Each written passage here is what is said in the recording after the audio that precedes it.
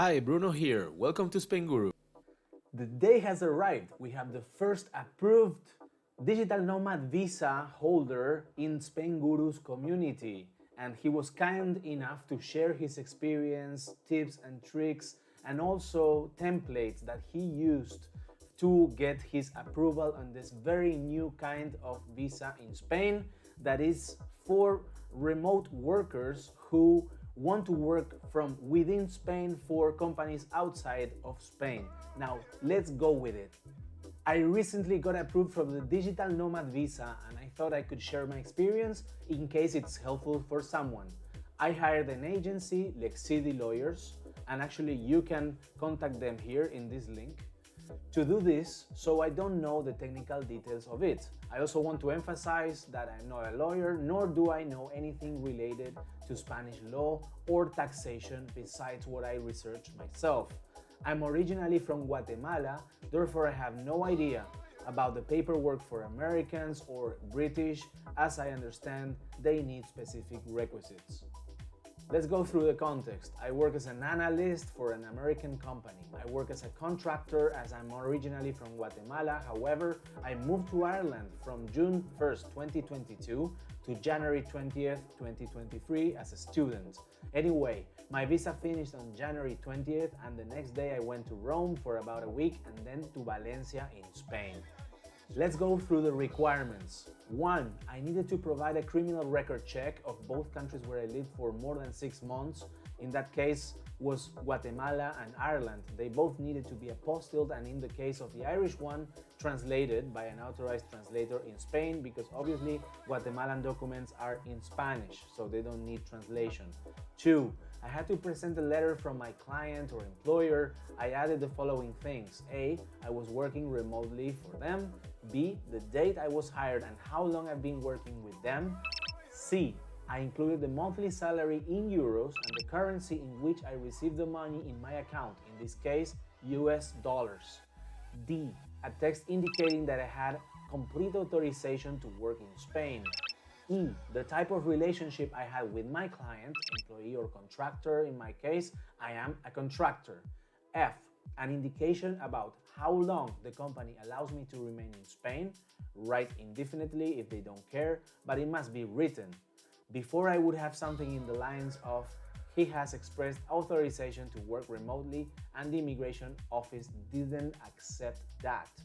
And finally, G, my position and a description of it. What do I do in my job? I had to ask for this letter to be signed a couple of times as they would add requirements, plus you only have like 10 days after they review your application to present the updated version. So if your client takes forever to sign something, then it's better to have it ready beforehand. Also, the lawyer that I was working with mentioned that the letter should be signed with a pen, old style, no digital signing, and if your company has a stamp, that's ideal, like the rubber stamp.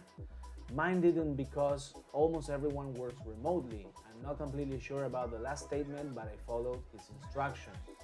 3. Proof that I have been working for more than 3 months with them, either by a certificate, contract, or invoices signed.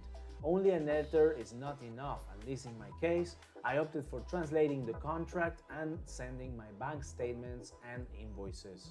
Number 4. As my client is American, I had to get a good standing certificate or certificate of fact to show that the company has existed for more than 1 year. If your client is from another country, something proving that they've been an active company for at least 1 year. It also needs to be apostilled and translated by an authorized sworn translator, and you can also contact sworn translators here in Spainguru. I'm of course not American, therefore I was completely lost in that matter. I used an agency that got the document and that got it apostilled.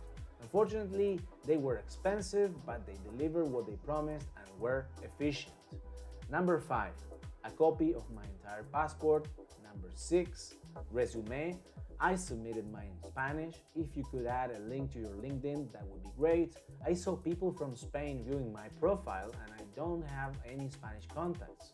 This last recommendation is personal. Probably it doesn't matter, but it could help to give you credibility, especially if you've been tagged in your client's posts or featured in any articles.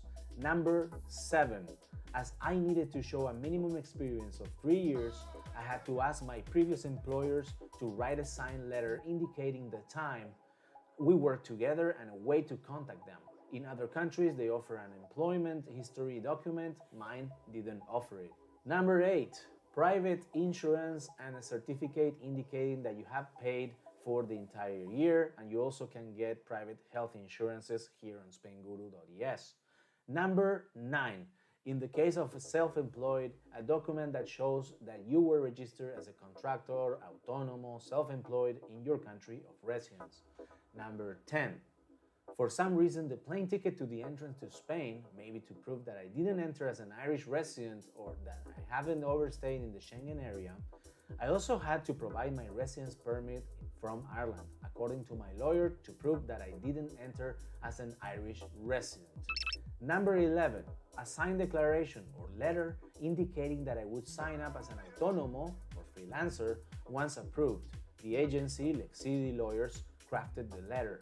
Take into consideration that my country, unfortunately, doesn't have any treaty with Spain when it comes to taxes, so I must pay full taxes. Unless there's an update with the Beckham law, some people say you could get a flat rate of 24%, but I am still figuring this out. I just got approved. Let's go through the process. I'm not completely sure about how they submitted my application. As mentioned before, I used an agency, Lexidi Lawyers, that helped me to do it. Basically, I came to Spain and I had almost all the documents ready. I sent the documents to the agency and they would provide feedback or have them stored so they were ready by the time of presenting the documents. Then I waited for about 15 days and the immigration office later provided feedback asking for more detailed information. On the second round, the documentation got approved and my stress finally went away. Right now I'm in the process of getting a rental in Valencia to be able to get empadronado. I was overly cautious with contracts as I didn't want to get a contract for 1 year and lose my deposit in case the answer wasn't what I was hoping for. So I rented a temporary stay. As a final advice, please have everything ready beforehand.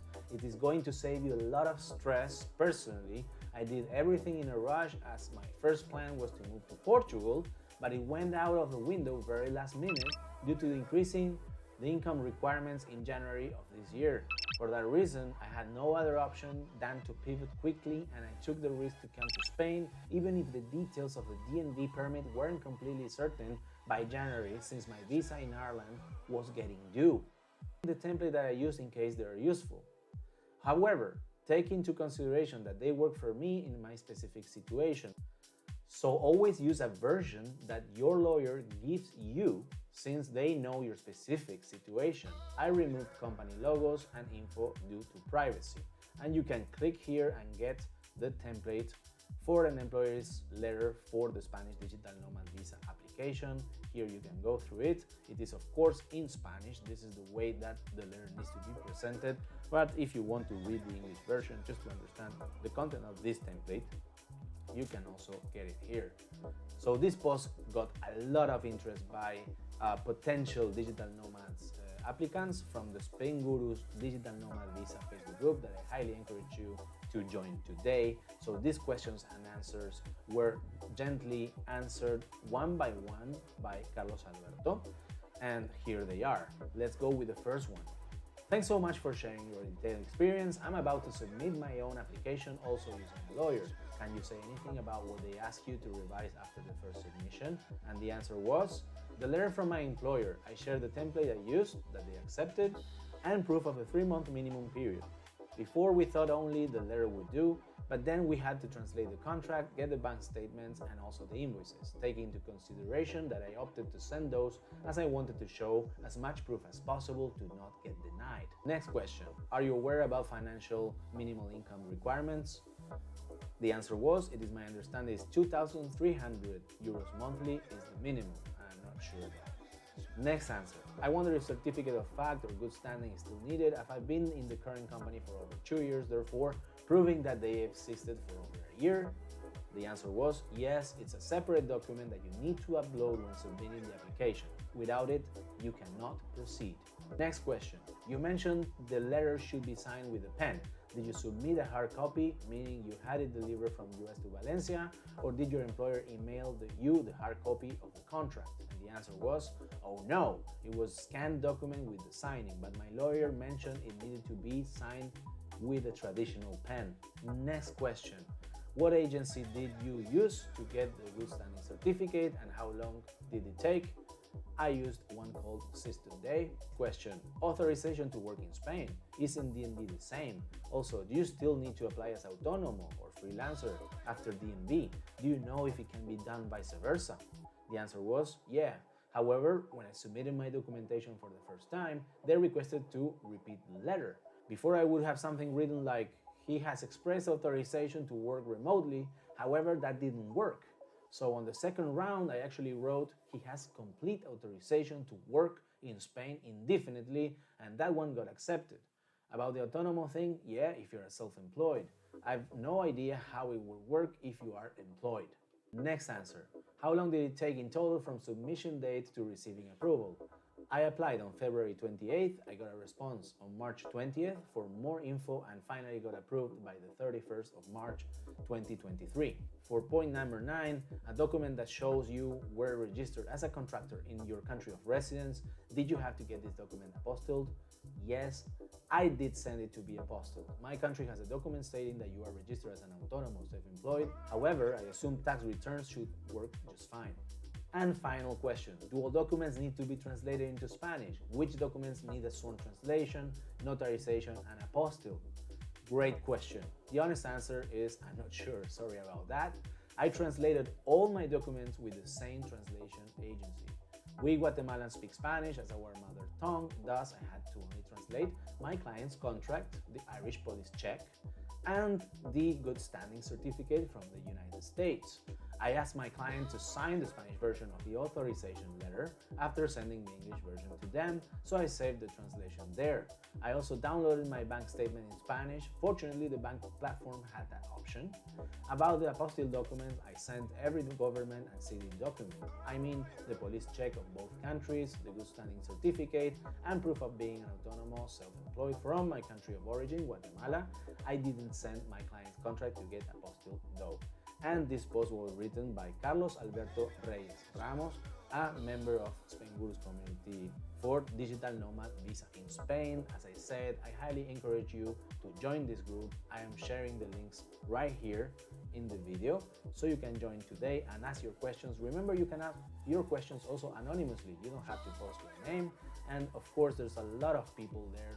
Almost, I think, 4,000 members as of May 11th, the date of today, asking questions and getting answers from applicants of this Digital Nomad Visa. Please don't forget to like and subscribe to this channel to not miss any new videos about the Spanish Digital Nomad Visa and anything related to Spanish immigration. Thank you for watching. You can become part of our Spainguru community today by joining our Facebook groups. Our most important group is the Spain Immigration and Residency Questions group, with over 17,000 members. We also have dedicated groups for Spanish non-lucrative visas with more than 2,300 members, and for the Spanish Digital Nomad Visa with 2,000 members. And if you need expert professional advice, we've got you covered. Just head to spainguru.es and check out our top menu. You'll find immigration experts, relocation agencies, tax advisors for Spanish and US filings, sworn translators, apostille services, and health insurance providers for all types of Spanish visa applications and renewals. That includes non-lucrative visas, golden visas, student visas, and digital nomad visas, as well as medical certificates for visa applications and travel insurances. Finally, I highly recommend you join our weekly newsletter, which we send out every single Monday morning. You'll get tons of information, questions and answers, featured blog posts, and even news updates. Thanks again for watching, and we'll see you in our next video.